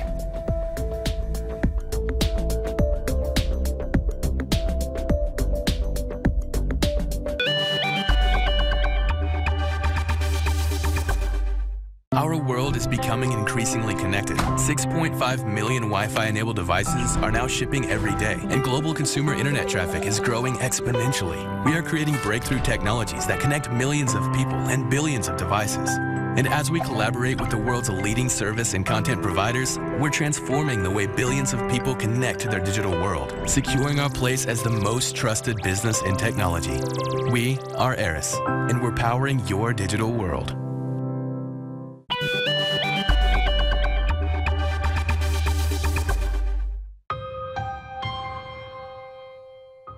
It is easy to have misconceptions about the Middle East. Quand on vient faire son métier de reporter ici, c'est pas pour faire de la figuration. On évolue dans une région sensible où chaque mot compte. It would be easy to settle for just one point of view. يهمني أمر تعدد الثقافات. I've always seen this sort of misunderstanding of this region. In the most sensitive area of the world. We work 24 hours a day, 7 days a week. There's no room for mistakes. We want to make sure that the viewers get the full picture from all angles and break down the complexity of all these issues affecting us. Our duty is to show the whole picture. C'est sans doute le meilleur endroit pour analyser et décoder l'actualité internationale. To explore all the angles. Telling the precise story, just the facts, nothing else. To tell you the whole story. وجهات النظر المختلفة، الآراء المتضاربة أحيانا تجعلنا نقدم أفضل المعلومات. To give a voice to all the players. C'est mettre en valeur la liberté d'expression. This is much, much bigger than any of us. I-24 News. See beyond.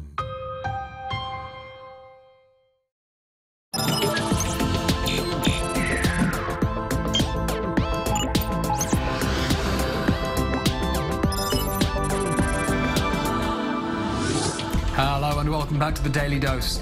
Grim new details from Sunday night's Las Vegas massacre as it emerged the gunman installed cameras in and around his hotel suite to see whether police were on their way. Gunman Stephen Paddock killed 58 and wounded 527 people when he rained automatic fire down on concert-goers from the 32nd floor of the Mandalay Bay Hotel. Authorities say the attack was pre-planned extensively. The gunman had 23 firearms in his suite, 12 outfitted with a bump stock to enable semi-automatic weapons to fire hundreds of rounds a minute, just like a machine gun. President Trump said there would be discussion about gun laws as time goes by. Let's watch some disturbing body cam footage from the police raid to take down the gunman.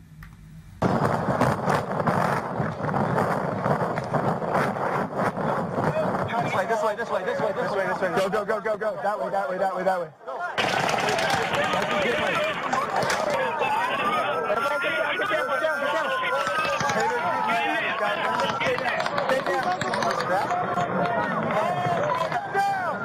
Get behind cover. Go that way.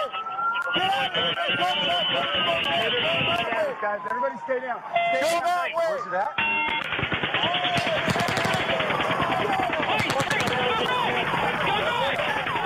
President Trump is back at the White House after facing criticism for appearing to blame Puerto Rico for getting hit by Hurricane Maria. He told the islanders, "I hate to tell you, Puerto Rico, but you've thrown our budget a little out of whack." Trump praised his administration's response to the hurricane, as more than half of the island's residents still lack drinking water and almost the entire island remains without power. He told them they should feel proud they didn't suffer more damage, as in, quote, a real catastrophe like Katrina, as officials say that the death toll of 34, up since yesterday, is expected to rise still. The mayor of San Juan, Carmen Yulín Cruz, called Trump the miscommunicator-in-chief, urging him to stop spouting comments that really hurt the people of Puerto Rico. Every death is a horror, but if you look at a real catastrophe like Katrina, and you look at the tremendous hundreds of people that died, and you look at what happened here with really a storm that was just totally overpowering. Nobody's ever seen anything like this. And what is your death count as of this moment? 17? 16 certified. 16 people certified. 16 people versus in the thousands. You can be very proud of all of your people, all of our people working together. Catalonia will declare independence from Spain by the beginning of next week. So announced the region's president, Carles Puigdemont, warning Madrid that if it tries to suspend Catalonia's autonomy, that would be an error which changes everything. Let's listen to some of his remarks in an interview with the BBC. We are going to declare independence 48 hours after the result of the recount we are doing at present are made official. This would probably end when we get the results from outside Spain at the end of this week. Therefore, we are talking about between this week or beginning of next week.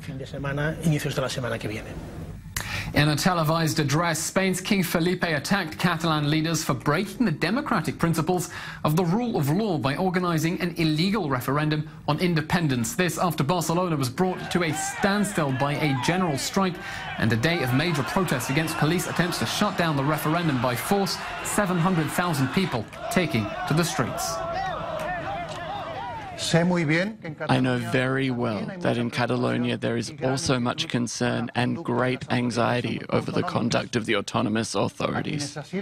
To those who feel that way, I tell them they are not alone, nor will they be, and that they have all the support and solidarity of the rest of the Spaniards and the absolute guarantee of our rule of law in the defense of their freedom and their rights. And for more analysis, let's go to our international affairs correspondent Bianca Zanini. Bianca, thank you for being here. Madrid has a number of options for dealing with the problem of Catalan secession. One of them is revoking Catalonia's autonomy. It's never been done before. What does it mean, and why might Madrid be cautious about pressing that red button? Right. If Catalonia declares independence, and that's a big if, we have to keep that in mind, then they will very likely apply Article 155 of the Spanish Constitution and suspend the autonomy. That basically means revoking a lot of the freedoms that Catalonia has gained throughout the last decades, and likely there will be forced regional elections. Now, this is not an option that either side wants. What we could be looking at instead would be something a little bit more moderate, that Catalonia will come out and say that Catalonia has the right to independence, and then start talks with Madrid and the EU to reach a compromise. And this is really a difficult balancing act for Spain and for the EU. On the one hand, trying to halt separatism and this separatism and nationalism that could spread throughout the continent, and on the other hand, respecting the will of the people and keep being the authority on human rights that the EU really defined themselves as. Bianca, has the European Union given any indication that it might agree to mediate like the Catalans have requested, demanded? At the moment, this is not in the interest of the European Union, but at the same time, what we're seeing plays very well into what the Catalans are demanding. Right now, a key factor is the international support. Without international support, without international recognition, what does independence even mean? So Catalonia would be taking a big risk if they declare independence, but a great way to get that international support and the EU support would be to show the world that they're being suppressed by Madrid, that their rights are being violated, and what happened last Sunday, Sunday's violence, plays right into their agenda. Certainly for the images, it appears that Madrid fell straight into the trap. Bianca Zanini, thank you very much for joining us. We're taking a break now to the I-24 News desk with Benita Levine, still to come. The I-24 News desk will bring you all the top stories and updates making headlines around the world.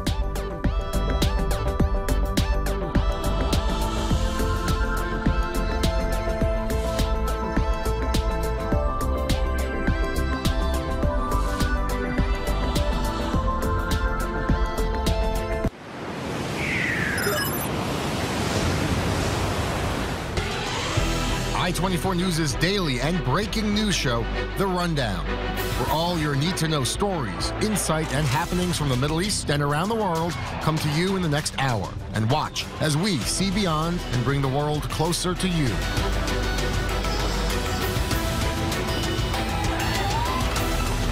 The Rundown, Monday to Friday at 1 p.m., only on I-24 News.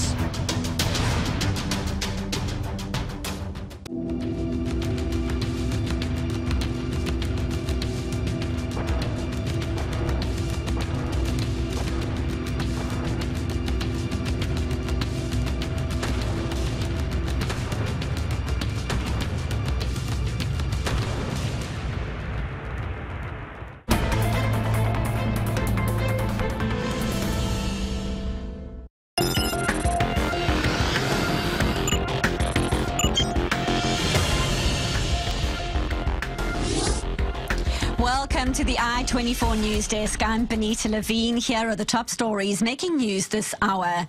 Catalonia will declare independence from Spain, and it could happen as soon as this weekend.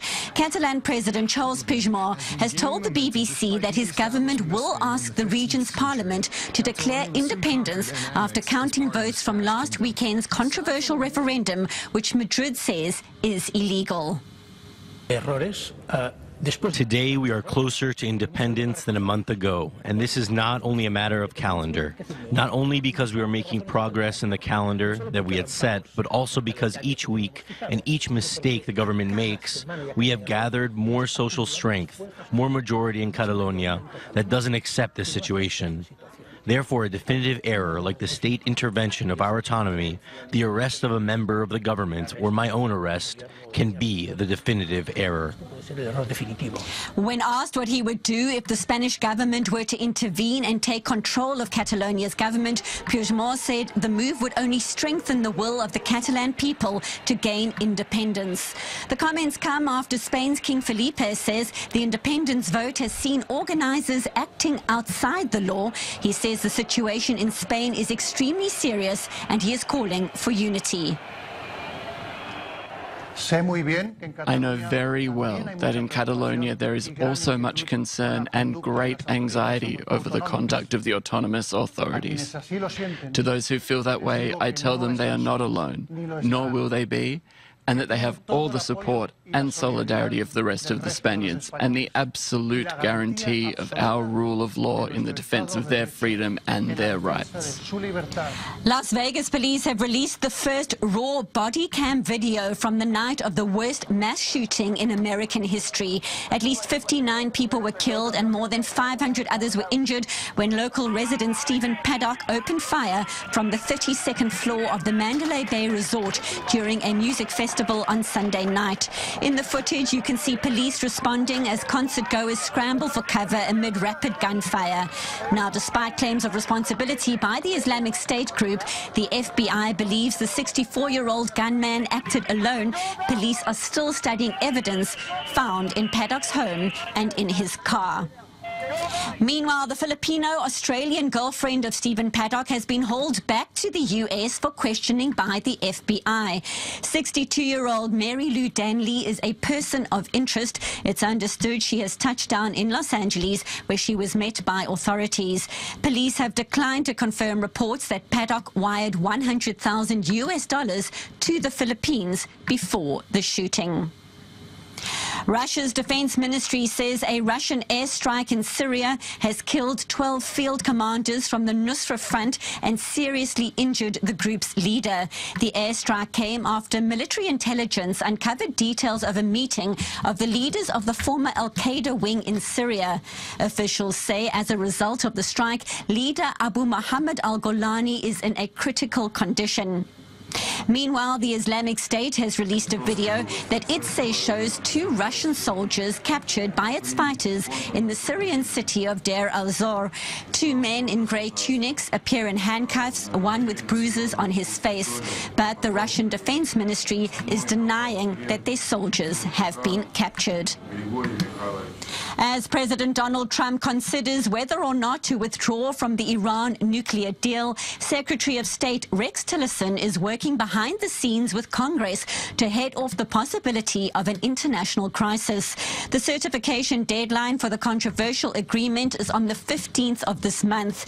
Tillerson and congressional lawmakers are spearheading efforts to amend U.S. legislation regarding Iran to shift the focus away from the nuclear issue, a move that could allow the U.S. to stay in the deal forged in 2015.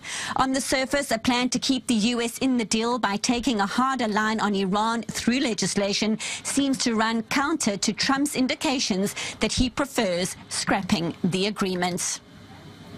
That's it for now from the news desk. You can catch us on social media and online. I'm Eylon Levy. Thank you so much for watching. Stay tuned.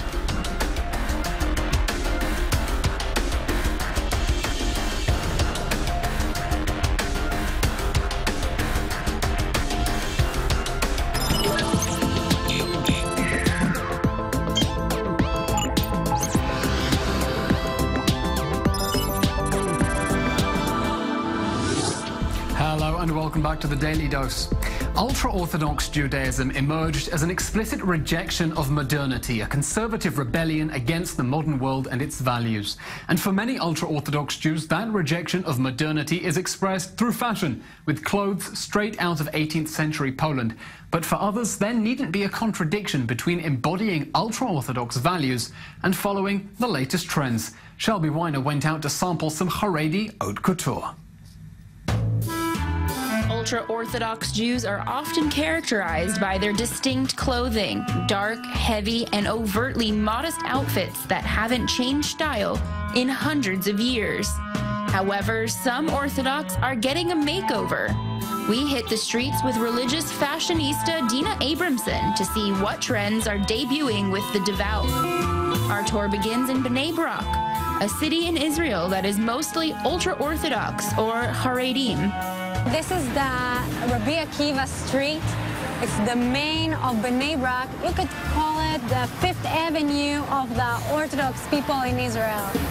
Welcome. Thank you. So where's our first stop?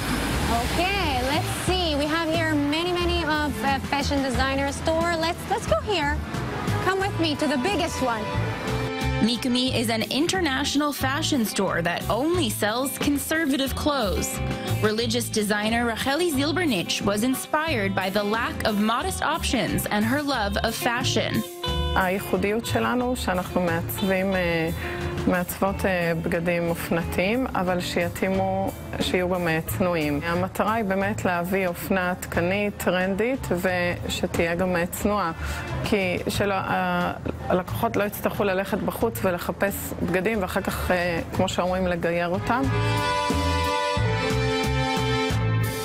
The clothes inside Mikumi look like they're from any other fashion store. This season's outfits follow the same trends as the secular world. קצת על הטרנדים והצבעים שהולכים מהעונה. אז הצבעים שיש לנו זה סגול, כמו שאנחנו רואים פה, זה יכול להיות אותו לוק מושלם, או לשלב כמה פריטים. עוד טרנד שעדיין הולך איתנו העונה זה הטרנד המטלי והנצנץ. Before we go on the rest of the tour, I'm going to change because in the Orthodox community, women don't wear pants. In extreme cases, women have been spit on and even stoned for indecent attire. Hey, now you look perfect. Now you can go to the fashion tour day in Bnei Brak. Great. All right, let's go. So I'm sure you're curious to know where we are. So we are in a lingerie store. But of course, you can't say this is a lingerie store. You just say it's a private wear store. So you want to come in? I think we're going to keep this tour modest, so we won't go look at the lingerie. Let's go to the next stop. Okay. The last store we visit is Sipi's Wig Salon. Head covers are a key part of Orthodox style. Dina, why are wigs so important for Orthodox fashion? Every woman, when she's getting married, she needs to cover her hair.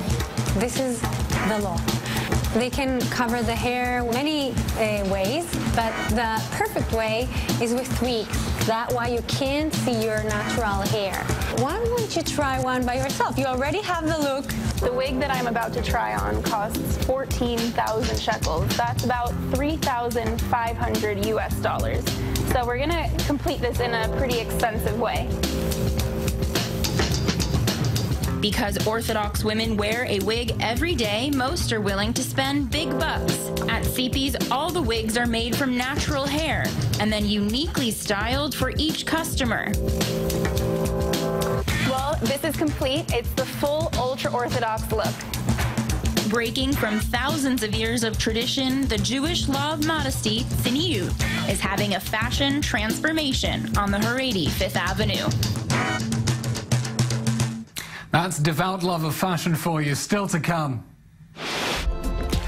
These Latin beats are sure to get you dancing. We have an exclusive live interview with Grammy-winning artist Marlo Rosado.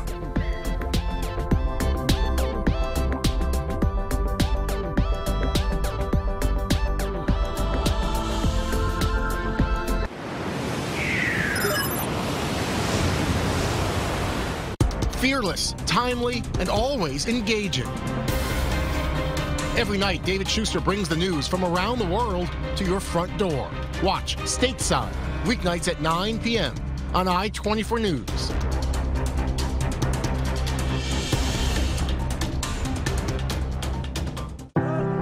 Stories. Stories that touch your heart and open your eyes. Stories that take you on a journey and show you something you will never forget. It's drama that only life can offer.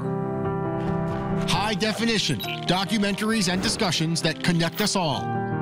Weeknights at 10 p.m. only on I-24 News. I-24 News.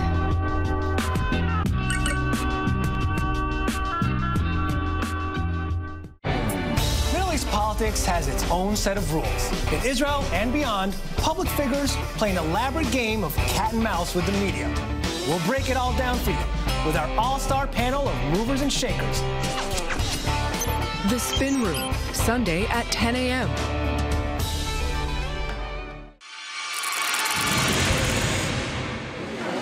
Excuse me.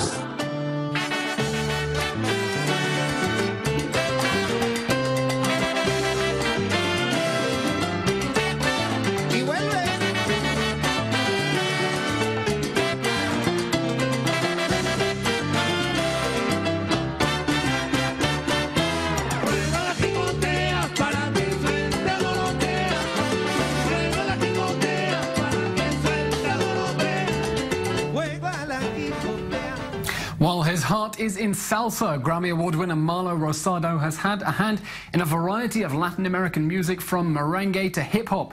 He picked up his Grammy Award for Best Tropical Latin Album for Retro, and now he's in Israel to showcase hits from his latest album. Our culture correspondent Daniel Campos joins him for rehearsals at the Tel Aviv port. Daniel, take it away. Hello, Eylon. I'm very happy here to be joined by two handsome men, a two-time Grammy Award winner, Marlo Rosado, and from Argentina, Fernando Knopf, who is hosting him. Let's start out with Marlo first.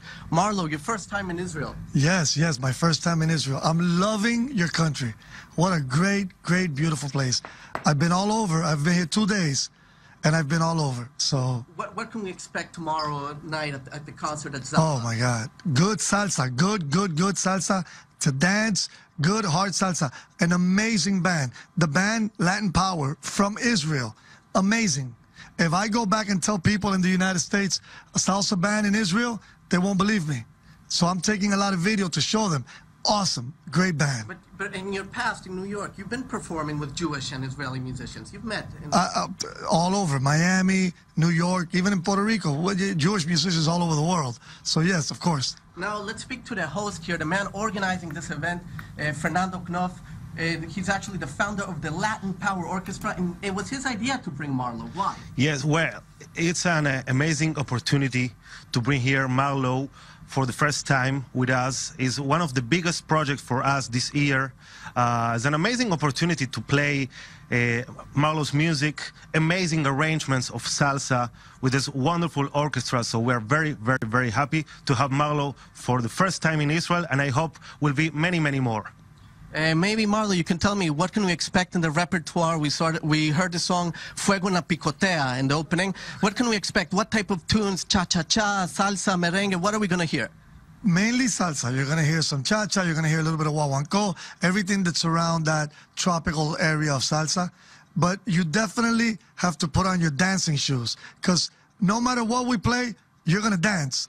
Guarantee you're going to dance. We have congas, bongos, timbales, 2 trumpets, 2 trombones, 1 baritone sax, singer, bass, and me on piano. Amazing, amazing band. So what you're definitely to expect is some hard driving salsa. Maybe you could tell us a little bit about what your country is going through right now. How does it feel to be in the Holy Land? Well, we know your country is going through difficult times. Yes. Well, we know that Maria hit Puerto Rico last year, 2 weeks ago, and devastating for Puerto Rico. And we did a lot of work to try to help the island. We're still doing the work. But one of the things that you don't expect is to be able, as a Puerto Rican, to fly all the way to Israel and be able to be, to be able to go to the old city in Jerusalem and to do what we were able to do. So the great thing is to be here and be able to pray for my people in Puerto Rico and for the island, which I think is going to go a long way, because I'm praying from the source, right? So we're sending it straight up to God, right to Puerto Rico. Fernando, maybe you can tell me, how is it dealing with the Israeli audience? We all know you're one of the most hardworking musicians here, organizing Latin music events. Salsa, not reggaeton. Yeah. So perhaps you can tell us. Right. Well, many Israelis here, many people in Israel love salsa and Latin music. We have a big Latinos community here in Israel. But, a lot of people here love salsa, love good Latin music. So we are looking forward for tomorrow to have a full concert. It's going to be sold-out show at Zappa Club Herzliya tomorrow, Thursday at 10. And it's going to be amazing. Perhaps you can tell me also, how does it feel? You're from South America, you're from the Caribbean, but you're both Latinos. Is there a connection regardless of where you're from? Does it come from the music, from the language, or the culture? I think it comes from the language. There's definitely a connection. You travel around the world, and the minute you hear somebody speak Spanish, you say, okay, I don't care, I don't know where he's from, but he's one of mine, right? Because the language brings you together. Culturally, it's very different. the Caribbean, Puerto Rico, Argentina. It's very different culturally. And as far as music, it's also very different because Puerto Rico is more, you know, tropical salsa. Argentina, they're very big with tangos. And you know, so it's definitely the language, because the one thing that we do have in common is the language, for sure. The passion for salsa is, you know, is one of my biggest passion, one of my favorite music, you know, genres that I really love to play, and I've been performing with many artists from all over the world. So we talk the same language because we're playing salsa, music from Puerto Rico. So for me, I feel very comfortable with Marlo, yeah. Marlo, Fernando, thank you very much. We're looking forward to this great concert tomorrow night. Let's go back to some of the music from your rehearsal. Okay, yeah, definitely.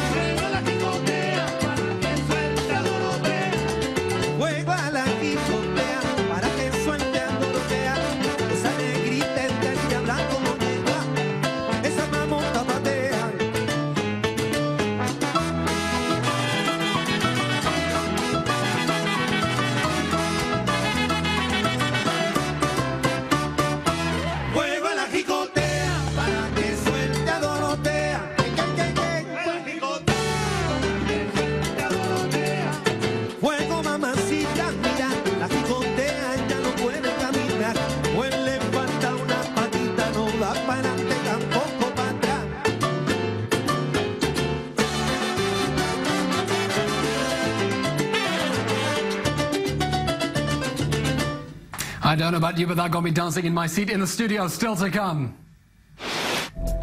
Israel readies for the week-long Jewish festival of Sukkot. I24 News will take you to one of the busiest markets in the country, selling all you need for the very special holiday. We'll be right back.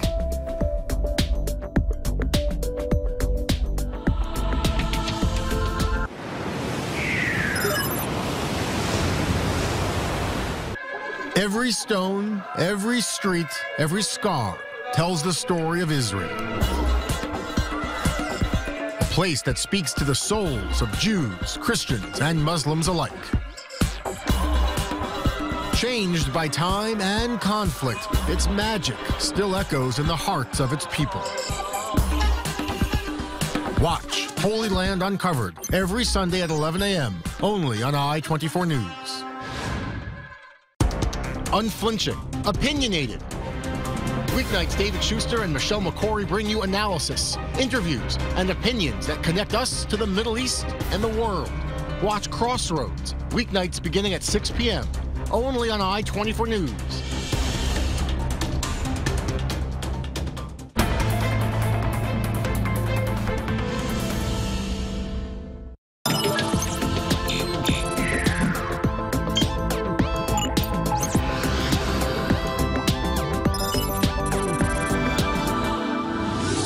Hello and welcome back to the Daily Dose. When I say holiday season, you might think Christmas, but here in Israel, September, October is the holiday season. First we had the Jewish New Year, then the Day of Atonement, and at sunset tonight, Jews around the world will celebrate the third festival in just 2 weeks, Sukkot.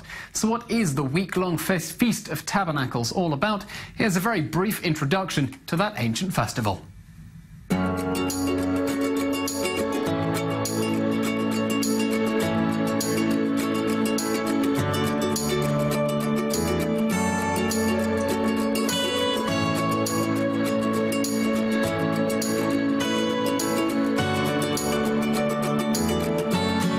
Fête de Sukkot où on doit prier sur ce fruit. Donc notre présence est importante pour vérifier que le fruit en lui-même est propre, beau, sur lequel on peut bénir, sur lequel on peut faire la bénédiction, et qu'il provient également d'un arbre sur lequel nous pouvons faire notre bénédiction, c'est-à-dire un arbre non brûlé.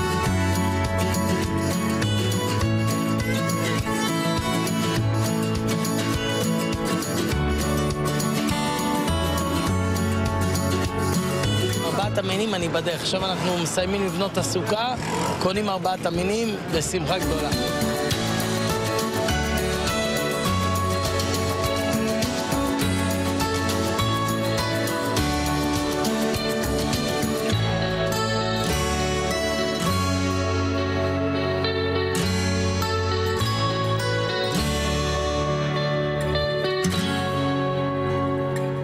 And for more, let's go to our correspondent Jordana Miller, who's doing a last-minute spot of shopping at Jerusalem's Machane Yehuda, standing next to what looks like a crate of very large lemons. Jordana, describe the scene, please.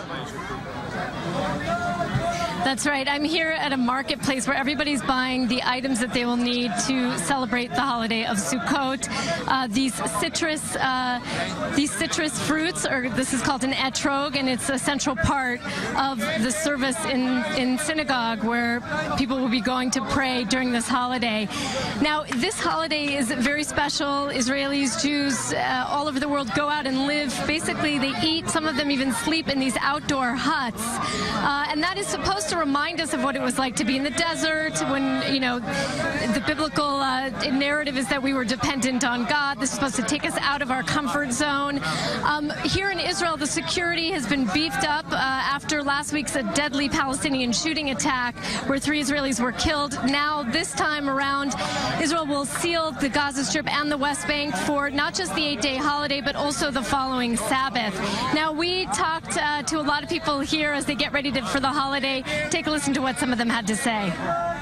I am not especially religious, so it's just a happy holiday that we celebrate together. Non-religious people with religious people, we share our lives, we respect one to each other, and that's it. It's a time of joy. I mean, we're eating out in the sukkah. We're totally out of our element, and we're supposed to really experience what, you know, it's basically just us and God. That's why the top of the sukkah can't be covered. It's called tzchak. There's still an opening. We also have other symbolisms and significance, and we take them together to emphasize the fact that the Jewish people is together. Every type of person. The etrog is one type of Jew, Rava represents another type of Jew. Taking them together means that we're all together, and united we stand. Jordana, just behind your right shoulder, there's a gentleman who appears to be very finely inspecting the leaves of what appears to be a palm frond. Can you tell us what exactly he's looking for? Right, so this is, you know, people are here with these magnifying glasses, even what you would look at diamonds through, because they need to make sure that every item they buy is exactly according to Jewish law, that there aren't any defects. And in that palm frond, they're looking at the tip to make sure that it has a certain shape, that there's nothing that's peeling.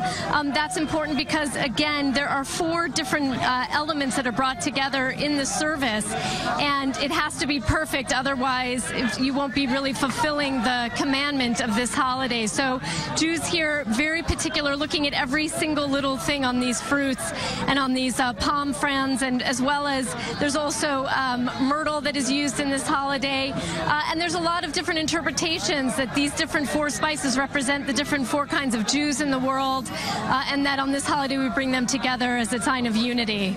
Okay, Jordana Miller in Jerusalem, thank you very much.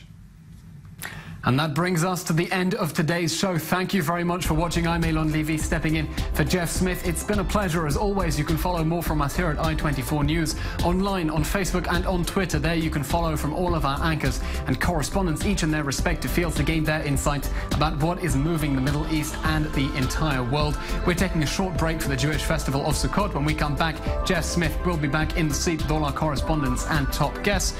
Until then, I'm Eylon Levy, and wishing all those celebrating a happy Sukkot.